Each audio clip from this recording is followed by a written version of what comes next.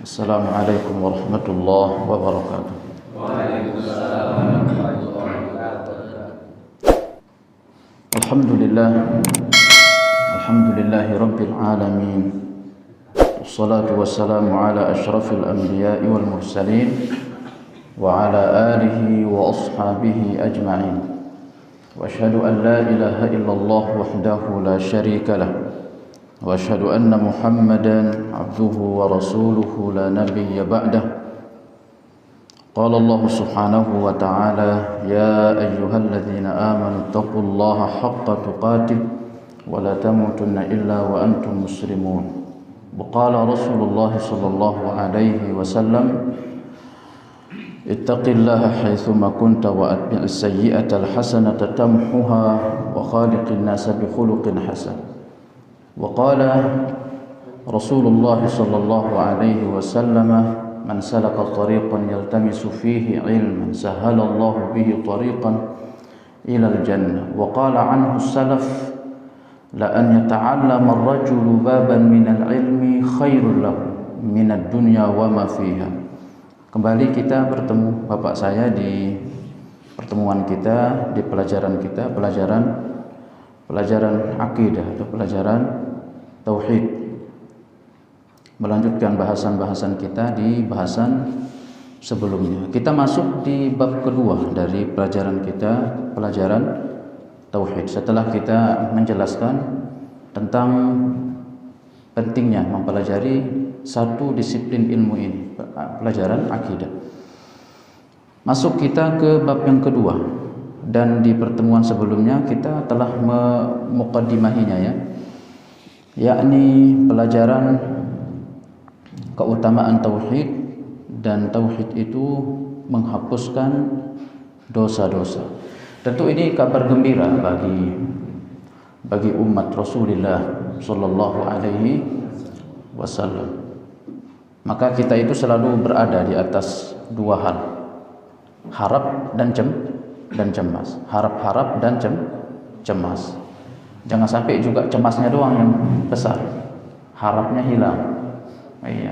Harap kita sebagai umat Islam itu besar untuk masuk surga. Ya, yang penting dari syarat-syarat, dari rukun-rukun datang, kemudian tidak ada yang kurang, sungguh-sungguh dalam mengamalkannya, maka insya Allah kita masuk dalam materi yang kedua ini nanti yang akan kita jelaskan. Karena ketika nanti di hari kiamat itu, inda tatayyuri as-suhuf, yaitu ketika catatan-catatan amal itu diterbangkan oleh Allah. Di beberapa tempat itu disebutkan bahwa catatan-catatan amal itu berterbangan, kemudian dia akan mencari pemiliknya masing-masing. Ada yang diarahkan dia menerima catatan amalnya dari depan, ada yang mendapatkan catatan amalnya dari belakang. Nah, itu yang disebutkan itu, fa amma man utiya kitabahu biyamini fasawfa yuhasabu hisaban yasir. Siapa yang dia diberikan kitabnya dari arah kanannya, fasawfa yuhasab, maka dia akan dihisab oleh Allah yasir, mudah setelahnya. Ya, dari catatan amal ada orang diberikan dari sebelah kanannya, ada juga disebutkan dalam riwayat diberikan dari arah depan. Ya, kanan dan depan ini mengandung arti penghormatan. Maka siapa yang menerima amal dari sisi itu, maka setelahnya itu akan dimudahkan oleh Allah. Wa amma man utiya kitabahu wara'a dhahri, dan siapa yang diberikan kitabnya dari belakang punggungnya, fasawfa yuhasabu. Wa amma man utiya kitabahu wara'a dhahri fasawfa yad'u thubura wa yanqalibu ila ahlihi masrura. Artinya bahwa orang yang diberikan catatan amal dari belakangnya itu, maka hisab setelahnya itu dipersulit. Ya, hisab setelahnya itu dipersulit. Maka kisi-kisi kehidupan orang itu sebenarnya dimulai dari semenjak di kuburan itu sudah dimulai. Maka nanti orang ketika dia masuk kubur, ketika dia seorang mukmin, nanti kuburan itu akan diluaskan oleh Allah. Kemudian fayatihi min rauhil jannah, kemudian akan didatangi oleh aroma surga, kenikmatan surga. Kemudian Allah berfirman, bukakan pintunya menuju ke pintu surga. Ini kan kisi-kisi. Kisi-kisi dari kubur itu kita sudah berharap, insya Allah setelahnya itu pasti akan apa? Pasti akan baik. Ya, dan itu ketika catatan amal itu berterbangan, dia akan mencari pemiliknya. Kemudian setelah ada orang mendapatkan catatan amalnya, lalu dia didatangkan ke hadapan Allah.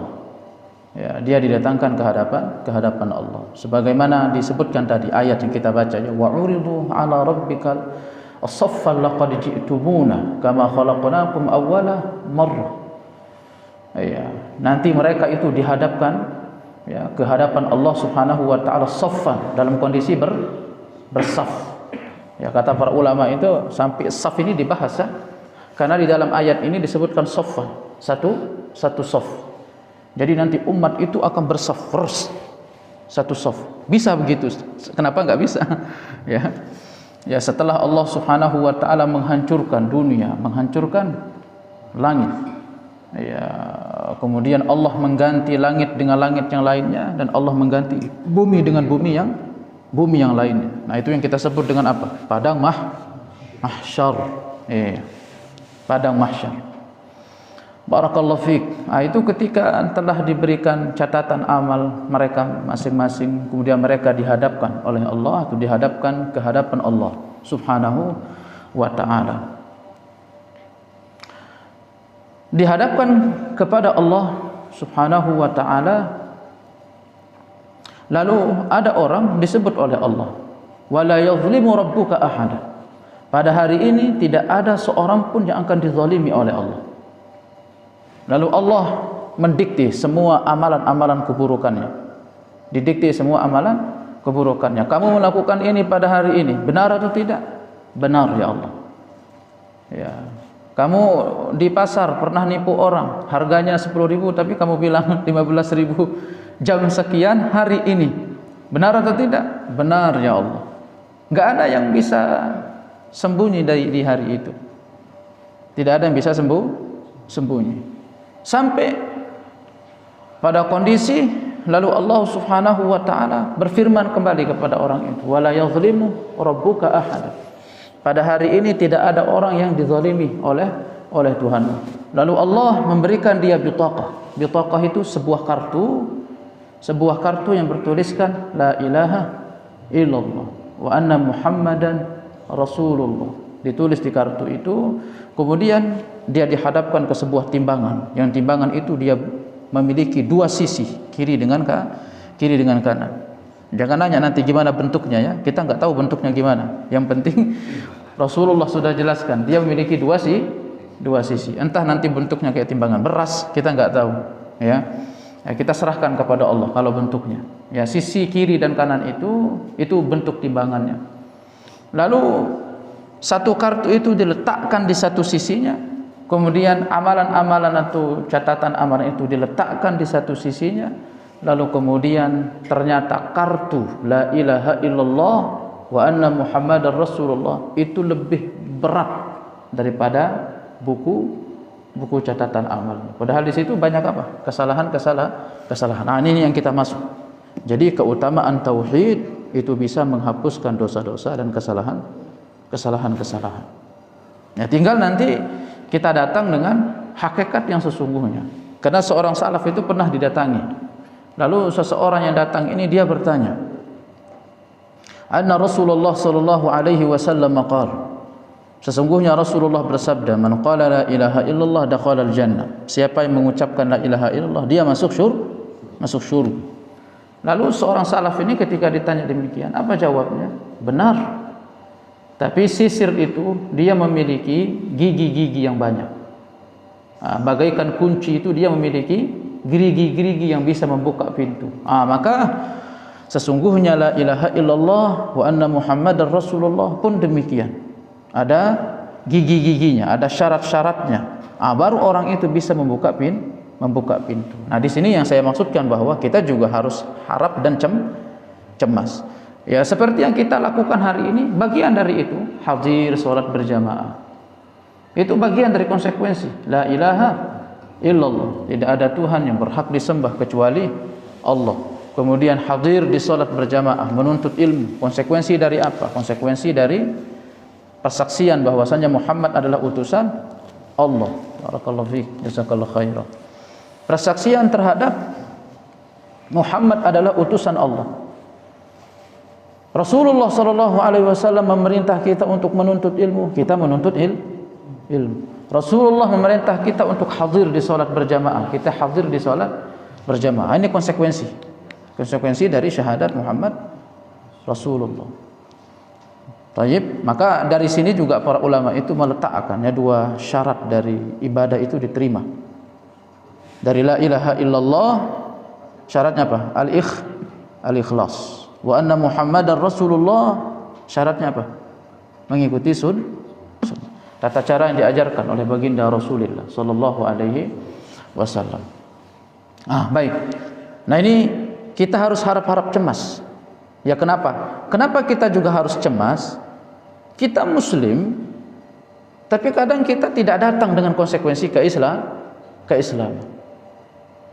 Enggak sholat, ya, enggak pernah sholat berjamaah ke masjid, enggak pernah nuntut ilmu, ya, hari-harinya cuma sibuk dengan apa Pak saya? Sibuk dengan dunia. Cari uang, cari makan, minta rezeki sama Allah, tapi enggak pernah sholat. Begitu dia diuji oleh Allah, dia berkata, ya Allah, salah saya apa? Salah kamu apa? Enggak pernah sholat jamaah, enggak pernah sholat, enggak pernah puasa sunnah, ya. Kemudian menzalimi tetangga, kemudian apa lagi? Suka mengadu domba, suka menfitnah. Setelah itu bilang enggak ada salah, ya. Itu kan konsekuensi semua, Bapak saya. Nah, itu yang kita maksud, jangan sampai juga kita Islamnya Islam KTP. Di KTP kita Islam, cuman keseharian kita itu tidak mencerminkan Islam. Nah, ini kecemasan kita. Namun harap kita ketika telah kita tegak dengan syarat-syarat, kemudian rukun-rukun, kemudian ibadah-ibadah, kemudian perintah-perintah, ya insya Allah itu harapan besar kita bahwa dengan kalimat tauhid itu Allah menghapuskan kesalahan. Nanti di hari kiamat itu juga Bapak saya, nanti di hari kiamat itu ada orang ketika dia akhir keluar dari neraka. Nanti ada orang itu akhir keluar dari neraka. Ya. Ini disebutkan bahwa makanya kata para ulama itu setelah orang ini keluar, maka orang-orang yang berada di dalamnya itu tidak tinggal kecuali orang-orang kafir. Karena orang-orang kafir itu mukhallad finnar. Dia kekal di neraka. Maka kata Rasulullah, ma sami'a bi ahadun minal yahudi wan nasara, tidaklah yang mendengar tentang kedatanganku dan tentang diutusku oleh Yahudi, oleh Nasrani, falam yu'minu bi, kemudian mereka tidak beriman kepadaku kecuali mereka penduduk neraka semuanya. Ya, maka kita seru kalau orang Yahudi ingin masuk surga, beriman kepada Rasulullah. Ya, itu dakwah kita.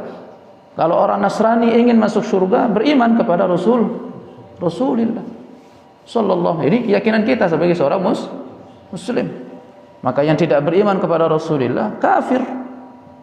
Berarti kalau kafir masuk neraka. Kalau masuk neraka mukhallad finnar. Tapi saya enggak sebut nama ya fulan bin fulan, enggak. Ini kaidah kita dalam agama Islam. Ya, kalau masalah orang per orang, nanti siapa tahu dia dapat hidayah. Dengar kajian di musalla Al-Mujahidin, oh masya Allah, dia masuk Islam ke sini kan, mengucapkan 2 kalimat syahadat, ya insya Allah ahli syurga.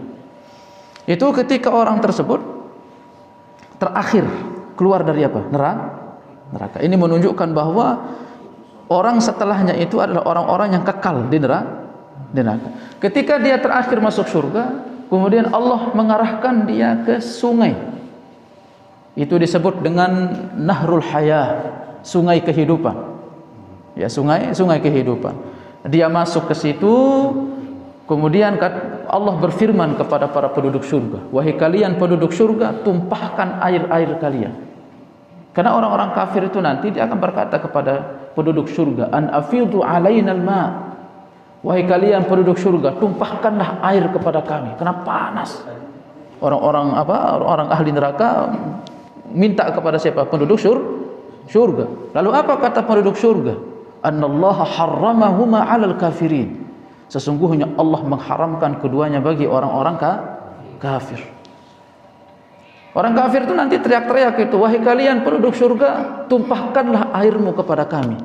Berikan sedikit dari rezeki yang Allah karuniakan kepada kalian. Karena hari itu tidak ada makanan mereka kecuali nanah, kecuali darah, kecuali bangkai, kecuali api. Itu makanan mereka di dalam surga. Bahkan mereka itu tubuhnya saja itu adalah arang, api. Dengan itu menyiksa diri mereka dibakar oleh Allah. Wahum ahya, dalam kondisi hidup, dibentuk oleh Allah, dibakar lagi, dibentuk oleh Allah, dibakar lagi. Wahum ahya, dan itu dalam kondisi hidup Bapak saya.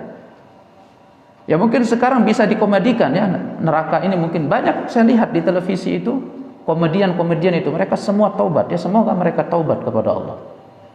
Iya. Ya, sebagai pekerjaan komedi ya, membuat lucu, membuat orang tertawa. Lalu dia mengatakan bahwasanya membuat orang bahagia itu berpahala. Tapi kalau melampaui batas seperti itu, berpahala tidak? Ya, setiap hari bikin orang tertawa, dia juga enggak mengerti tentang kondisi hidupnya, enggak sholat berjamaah. Lalu dia mengatakan, oh kita ini menghibur Indonesia semuanya. Begitu cara berpikirnya. Barakallahu fiik. Sampai nanti materinya itu saya lihat. Kadang materinya materi sholat Bapak saya. Tentang orang ruku dibikin tertawa, orang sujud dibikin tertawa. Di dalam ilmu akidah Bapak saya, orang ngolok agama itu ada dua bentuknya. Sungguh-sungguh ngolok agama, atau maksudnya apa? Sebagai komedi. Dua-duanya ini membatalkan keislaman. Ya, membatalkan keislaman. Maksudnya maupun untuk hanya sekedar lucu-lucuan itu nggak boleh. Misalkan nanti ada orang nih lucu-lucuan tentang neraka misalkan. Tentang kuburan. Dibikin lucu, dibikin komedi. Malaikat mungkar nakir datang, dibikin lucu sampai orang tertawa. Jangan main-main, karena ini perkara apa? Perkara agama. Tahu dalilnya? Qul abillahi wa ayatihi kuntum tastazi'un. Qul qad kafartum ba'da imanikum. Dulu ada sekelompok orang munafikin. Dia katakan kepada Rasulullah, Muhammad dengan sahabatnya itu orang-orang yang buncit perutnya, suka makan, dan orang yang malas untuk bekerja. Tuh, perhatikan tuh. Apa kata mereka?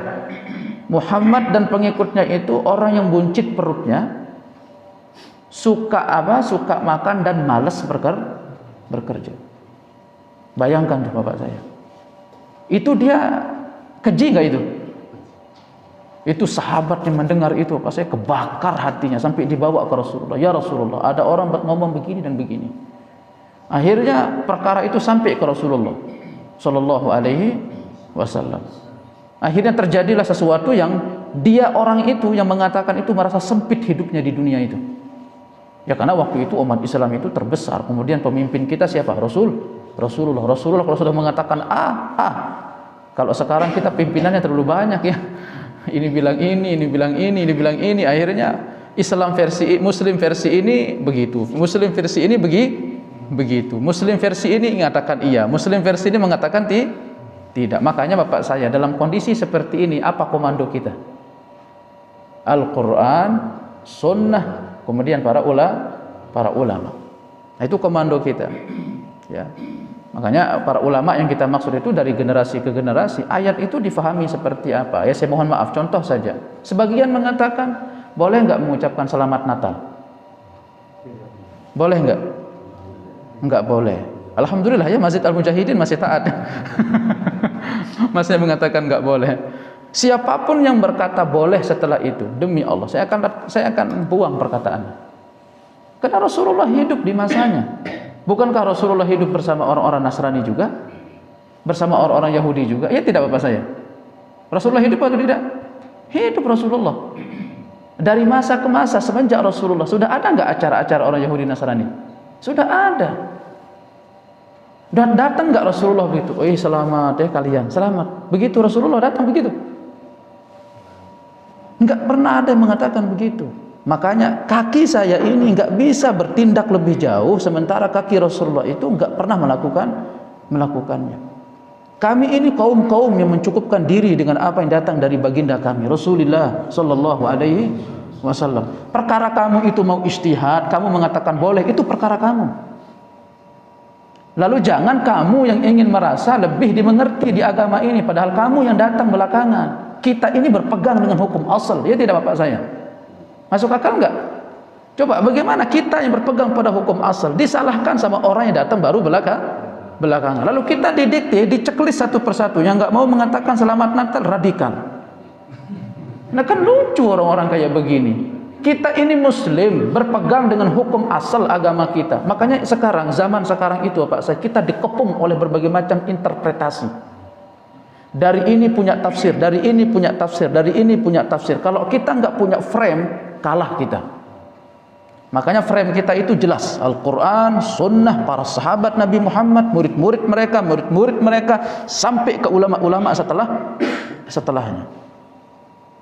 Barakallahu fiik. Makanya biasa kalau guru-guru kita, ustaz-ustaz kita itu masih berkata qala imam ini, qala imam ini, berkata imam ini, berkata imam ini, berkata imam, itu masih biasa. Tapi kalau mereka sambil redup-redup matanya, Allah berfirman maksudnya begini, gitu sambil ngangguk-ngangguk. Itu perkataan kamu, ya silakan ambil saja. Barakallahu fiik. Ini kenyataan pahit hari ini. Ada orang-orang apa ya istilahnya hidup yang seperti itu ya. Nah sekarang kita dikepung dengan berbagai macam tafsir.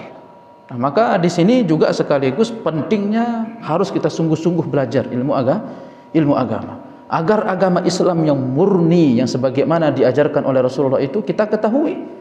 Sallallahu alaihi wasallam. Baik. Saya sampai mana tadi ceritanya? Ya, jadi ada orang keluar dari apa? Keluar dari neraka terakhir. Ini menunjukkan bahwa orang setelahnya itu kekal di neraka. Kemudian dia dimandikan di sungai kehidupan. Dia dimandikan di sungai kehidupan, akhirnya fayambutu kama yambutul habba. Kemudian dia tumbuh sebagaimana tumbuhnya apa? Benih. Itu dulu kalau pernah diceritakan enggak sama orang tua?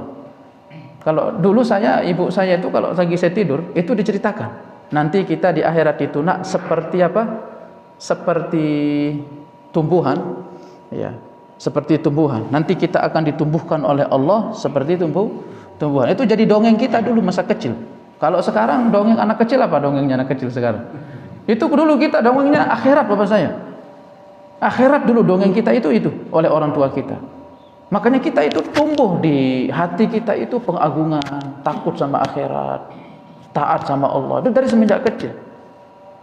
Ya kalau sekarang dongengnya apa? Barbie jadi dongengnya.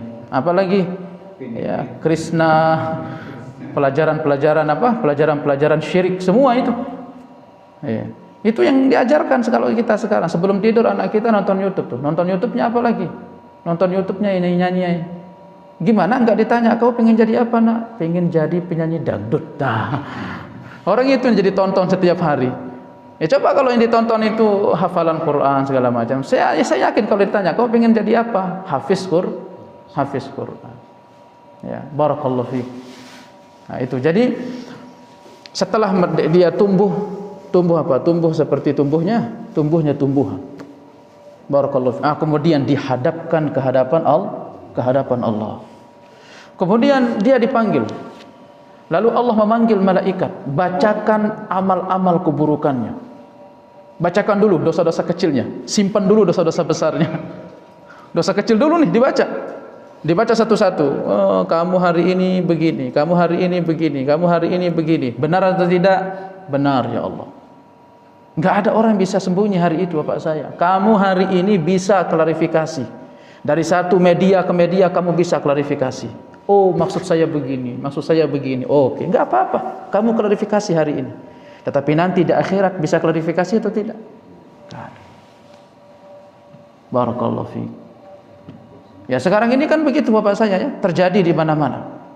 Guru-guru, orang-orang yang berdiri tegak di atas ajaran yang lurus, mereka di apa? dihinakan, kemudian dijatuhkan kehormatannya, dibilang dengan yang tidak-tidak dan segala macamnya.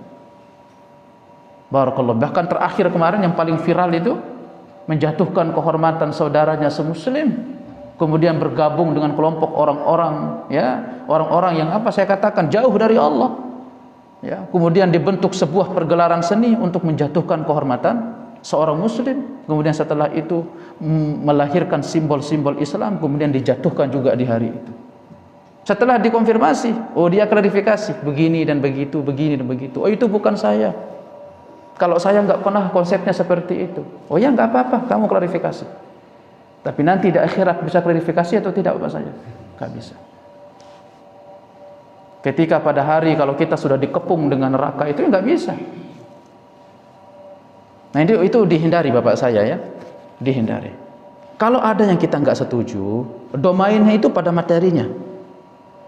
Misalkan kita nggak setuju sama materi yang ini, ya udah bantah dengan dalil. Jangan jatuhkan kehormatan orang. Ya ini kita begitu kadang Bapak saya, nggak setuju kehormatan orang yang kita tuju. Kita kuliti orang itu satu-satu. Fisiknya yang kita kuliti. Allahu Akbar. Begitu Nabi Muhammad berdakwah. Rasulullah itu Bapak saya disebutkan laisa bil jafi wala bil mahin. Rasulullah itu enggak pernah berkata kasar sedikit pun, juga beliau itu enggak pernah mencemooh orang. Orang itu enggak pernah Rasulullah. Sekarang kita mengatakan diri kita muhibbur Rasul, pecinta Rasulullah. Sementara ceramah kamu itu setiap hari itu apa? Menjatuhkan orang lain. Begitu Rasulullah ceramah, dakwah, begitu Rasulullah mengasih nasihat. Sallallahu alaihi wasallam. Itu kita sekarang diuji dengan kondisi seperti itu Bapak saya. Pil pahit kalau saya katakan. Internal umat Islam terjadi seperti itu. Satu dengan yang lainnya saling menjatuhkan. Ya. Makanya enggak bagus Bapak saya. Enggak bagus. Makanya saya sering orang debat antara ini dan itu. Saya mohon maaf, yang paling sering itu masalah apa? Masalah kunut subuh yang paling sering itu. Di masalah Al-Mujahidin masih aman lah ya. Enggak kunut subuh enggak apa-apa kan? Ya, kunut subuh juga enggak apa-apa kan? Ya. Jangan enggak apa-apanya pas sholat, nanti pas di luar sering gotok. Ya. Sering ditanyakan, saya katakan apa?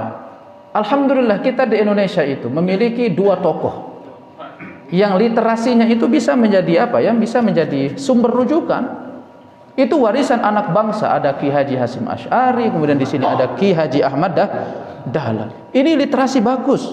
Makanya saya katakan Bapak saya, Indonesia itu sebenarnya potensial untuk menjadi apa? Untuk menjadi rujukan dalam masalah fikih mazhab. Perbedaan atau apa ya, perbandingan mazhab. Sekarang itu menjadi pusat-pusat perbandingan mazhab di mana? Di Mesir. Kemudian di mana? Di Saudi. Itu perbandingan mazhab itu hidup. Kita di Indonesia ini masih hisapan jempol. Masih diisap jempolnya. Yang satunya mengatakan, oh ayo kita saling hormat menghormati. Omong kosong. Hormat menghormati, tapi begitu lihat orang berbeda sedikit, gak mau dia. Akhirnya membidik orang dengan perkara-perkara yang masih dalam perkara ijtihadiyah, fiqhiyat, ilmiah. Dibidik orang. Sampai hari ini terakhir yang viral Bapak saya, terakhir yang viral. Ya. Terakhir yang viral apa? Meletakkan ciri-ciri atau titik-titik tertentu disebut sebagai apa? Dakwahnya radikal. Allahu Akbar. Saya kadang heran begitu. Dia bilang ingin moderasi agama, ingin saling hormat menghormati, tapi nggak ada buktinya. Maka saya katakan di kawan-kawan, bahkan kita terkesan bahwa rakyat ini harus sama satu corak dengan baju organisasinya demikian. Itu baru mau aman.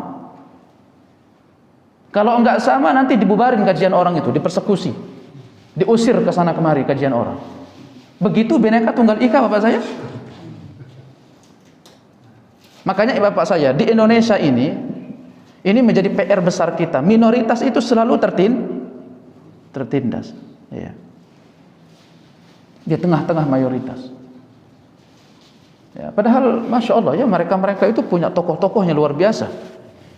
Ya, sampai dikirim ke negara-negara tuh luar negeri berbicara tentang apa? Tentang Indonesia. Indonesia itu sebagai negara yang apa? Negara yang bisa melindungi perbedaan etnis, perbedaan agama dan segala macam. Pulang-pulangnya apa pekerjaan pengikutnya? Mempersekusi pengajian. Oh.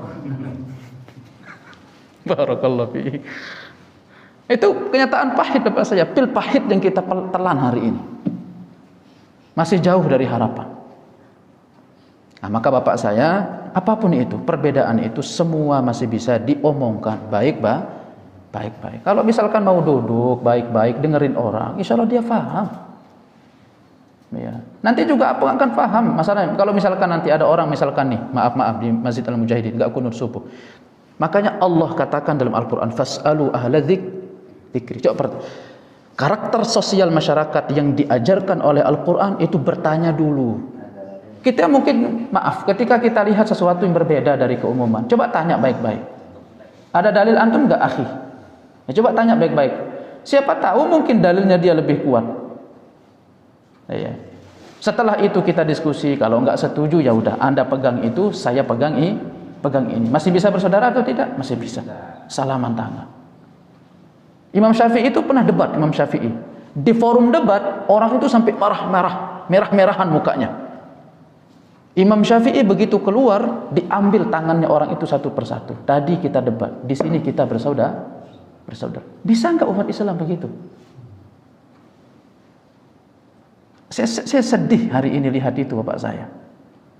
Ya, kita dimotorik oleh sebuah kelompok yang besar berbicara tentang perdamaian, tetapi itu masih omong kosong di belakang itu.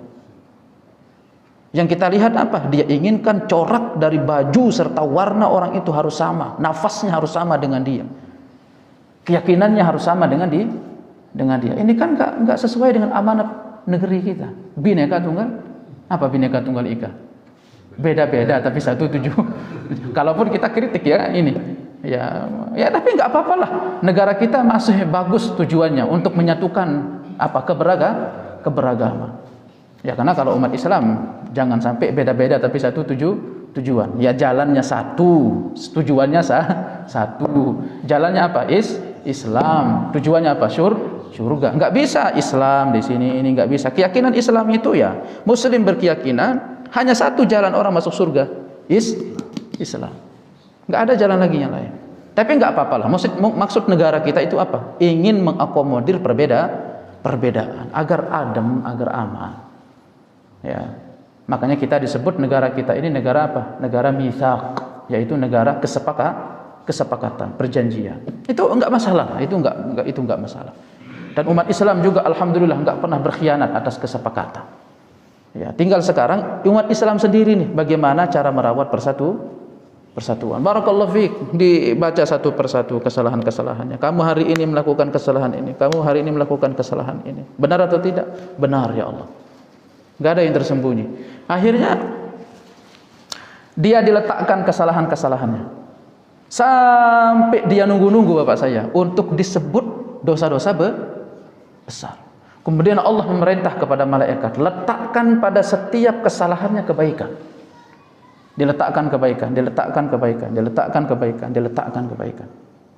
Kalau Allah yang meletakkan kebaikan, lebih berat mana kira-kira? Kebaikan atau keburukan kita? Kebaikan Allah. Karena orang itu enggak ada orang masuk surga karena amal atau dengan amal soleh, tetapi orang itu melalui atau wasilah dari amal soleh, bukan semata-mata dari amal tersebut. Orang masuk surga itu karena rahmat Allah. Akhirnya benar. Akhirnya dia tunggu-tunggu tuh Bapak saya. Dia lihat kesalahannya. Akhirnya dia mikir, sepertinya ini masih ada dosa yang belum disebut sama Allah. Dia masih ingat itu. Kayaknya di hari ini saya pernah melakukan ini deh. Tapi kok tidak ada begitu kan? Dia cari-cari, nggak ada. Ya. Karena kenapa? Karena Allah sudah ganti dengan kebaikan. Itulah yang Allah maksudkan di dalam ayat, illa man taba wa amana wa amila salihan. Kecuali orang-orang yang beriman lalu dia bertaubat, setelah itu dia beramal saleh, itulah orang-orang yang diganti amal keburukannya dengan kebaikan. Ini yang kita harapkan Bapak saya. Karena kalau kita berharap dari ibadah kita itu masih sangat kecil, tetapi kita berharap apa? Rahmat Allah. Rahmat Allah. Dicari kesalahannya enggak ada. Itulah yang buat Rasulullah itu sampai tersenyum ya. Sampai Rasulullah itu tersenyum sampai kelihatan gigi geraham beliau sallallahu alaihi wasallam. Orang yang mencari-cari kesalahan saya mana ya? Kok enggak ada ya? Ya, ada dua kemungkinan bahwa dia sudah dihapus dengan rahmat Allah. Kedua, karena Allah menyembunyikan keburukannya sebagaimana dulu dia menyembunyikan aib-aib saudaranya. Ya, man satara musliman satarahullah yaumal qiyamah. Siapa yang menyembunyikan aib saudaranya semuslim, maka Allah akan sembunyikan aibnya di akhirat. Barakallahu fik. Akhirnya setelah itu kemudian Allah Subhanahu wa taala menyuruh dia apa? Menyuruh dia untuk masuk surga. Saya ingin ambil bahwa Allah meletakkan rahmat. Itu artinya bahwa apa? Fungsi dari tauhid, yaitu bahwa tauhid itu bisa menghapuskan kesalahan, bisa menghapuskan dosa-dosa. Ayat yang pertama kita masuk di pertemuan sebelumnya itu adalah surat Al-An'am ayat 82 yang kita bahas di sebelumnya, yaitu Allah Subhanahu wa taala berfirman, alladzina amanu wa lam yalbisu imanahum bidzulmin ulaika lahumul amnu wa hum muhtadun. Dan orang-orang yang beriman lalu mereka tidak mencampur adukkan keimanan mereka bidzulmin, dengan kezaliman. Kezaliman kemarin ada berapa? Ada 3. Oh, jangan lupa ya, ada 3. Zalim terhadap Allah, zalim terhadap orang lain, zalim terhadap diri sendiri. Zalim terhadap Allah yang paling besar apa? Syirik. Iya, memberikan hak Allah itu kepada orang lain. Kita meyakini bahwasanya wa man yudabbirul amr, siapa yang mengurusi jagat alam raya ini? Siapa? Allah. Jangan diberikan ke Nyi Roro Kidul.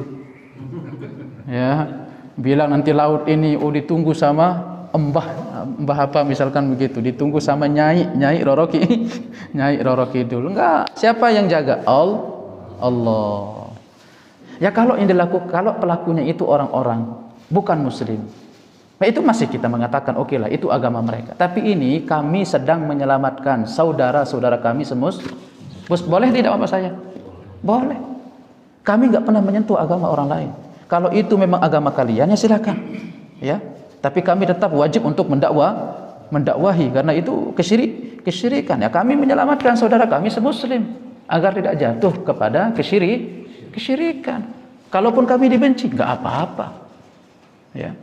Itu tugas kita sebagai semuslim bersaudara untuk menyelamatkan saudara kita dari amalan-amalan seperti dulu ya, kakek Rasulullah sallallahu alaihi wasallam ketika Ka'bah itu mau diserang oleh apa? Oleh Abraha. Kita tahu dulu mereka itu penyembah patung dan berhala. Tapi begitu Ka'bah mau diserang, itu mereka tinggalkan patung-patung dan berhalanya. Langsung mereka berdoa ke siapa?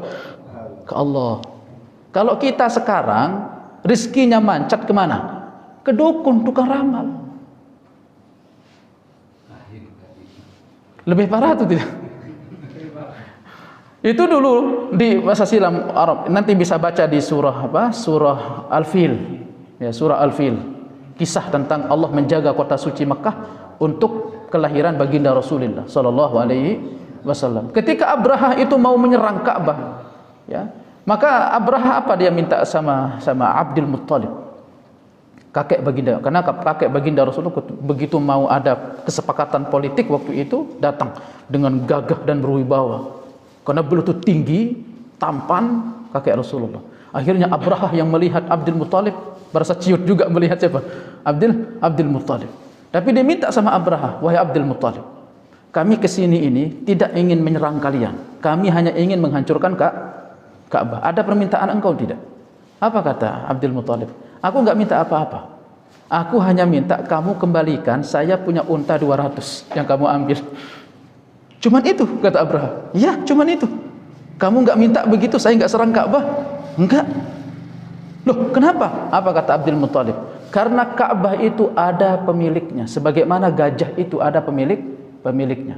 Kalau kamu berani untuk menghancurkannya, maka nanti pemiliknya yang akan apa? Yang akan menghancurkan kalian. Allah. Lalu apa kata Abraha? Kalau begitu, Tuhan itu, Allah itu enggak akan mampu untuk menghalangi saya menghancurkan Ka'bah. Dia bawa gajah besar, ya, gajah besar namanya Mahmud. Maaf. Ada namanya Mahmud.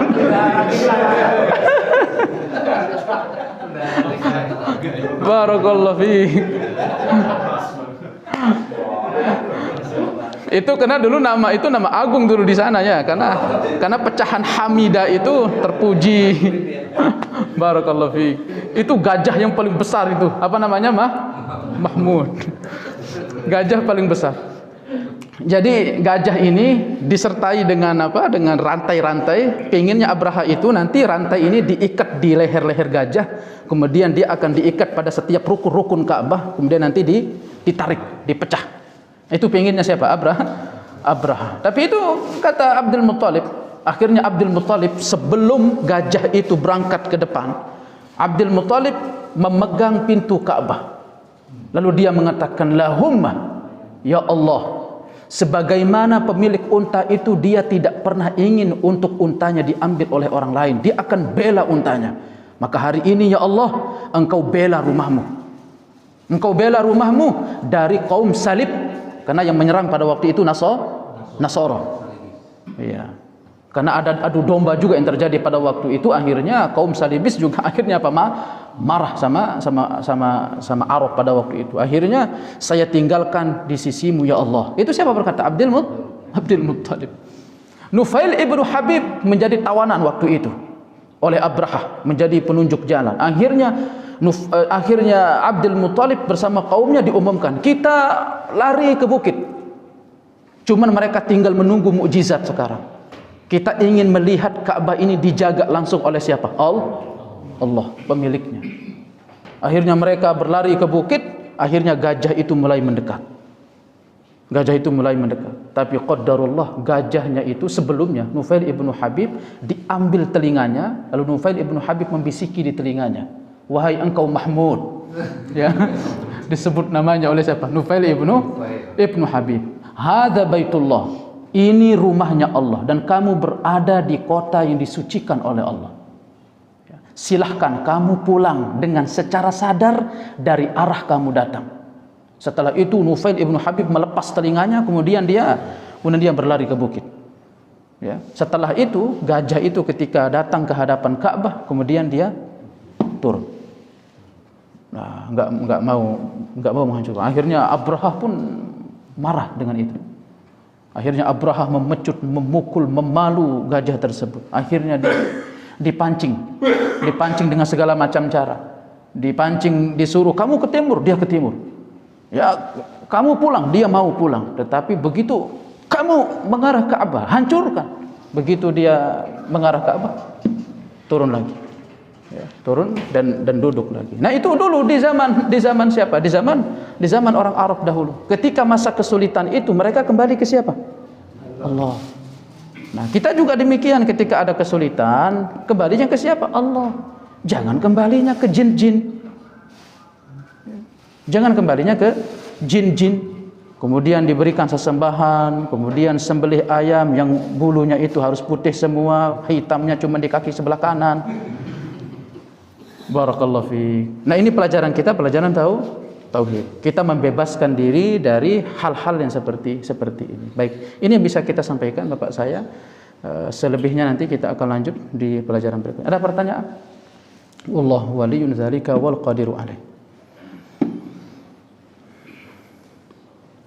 Enggak ada? Baik, kalau tidak ada, sampai di sini semoga kita bisa bertemu kembali di pelajaran kita berikutnya. Yang hadir secara khusus, semoga terus diberikan kesehatan oleh Allah, diberikan al-afiat oleh Allah. Demikian juga keluarga yang ada di rumah diberikan kesehatan, diberikan penjagaan oleh Allah Subhanahu wa taala. Dan melalui majelis ilmu ini kita terus bertawassul kepada Allah, tawassul dengan amal saleh. Secara khusus kita doakan kawan-kawan kita atau bapak-bapak kita mungkin yang sedang diuji dengan sakit, semoga Allah mengangkat penyakitnya. Kemudian yang mungkin sedang diuji oleh hutang-hutangnya, semoga Allah bayarkan hutang-hutangnya.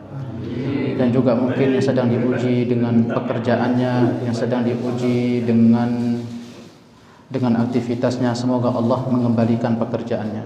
Semoga Allah mengembalikan gaji-gajinya. Semoga Allah menuntaskan segala permasalahan-permasalahannya. Wallahu waliyyun dzalika wal qadiru alaih. Allahumma ighfir lil muslimina wal muslimat wal mu'minina wal mu'minat al ahya'i minhum wal amwat. Allahumma a'izzal islam wal muslimin wa ahlikal kuffar wal musyrikin ya muqallibal qulub ثبت قلوبنا على دينك وعلى طاعتك وعلى حسن عبادتك وعلى سنة نبيك محمد صلى الله عليه وسلم. اللهم أرنا الحق حقا وارزقنا اتباعه وأرنا الباطل باطلا وارزقنا اجتنابه. ربنا آتنا في الدنيا حسنة وفي الآخرة حسنة وقنا عذاب النار. سبحان ربك رب العزة عما يصفون وسلام على المرسلين وآخر دعوانا أن الحمد لله رب العالمين. Subhanakallahumma hamdik asyhadu an la ilaha illa anta astaghfiruka wa atubu ilaik. Assalamualaikum warahmatullahi wabarakatuh.